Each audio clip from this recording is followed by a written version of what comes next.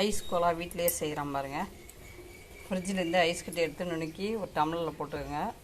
ஒரு ஐஸ் குச்சி எடுத்துக்கோங்க. அதிலே கொஞ்சம் சுகர் போட்டுக்கோங்க. இதில் கொஞ்சம் சுகரு போட்டு இந்த குச்சியை வைங்க.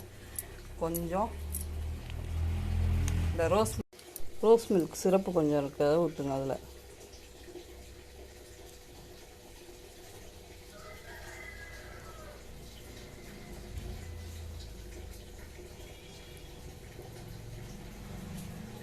Rose milk சிரப்பையும் ஊற்றியாச்சுங்க. இதை ஃப்ரீசருக்குள்ளே வச்சிடணும். கொஞ்சம் ஜீனியும் போட்டிருக்கோம் ஏற்கனவே. கோலா ஐஸ் எப்படி இருக்குன்னு பார்ப்போம். கோலா ஐஸு தயாராகிட்டு பாருங்கள். இப்போ எடுத்து கட்டுறேன் பாருங்கள். இதை போய் கடையில் 30 ரூபா 40 ரூபா கொடுத்து வாங்கணும் அவசியம் இல்லை. வீட்டில் இல்லை ஐஸ் வச்சே செய்யலாம். செம்ம சூப்பராக இருக்குது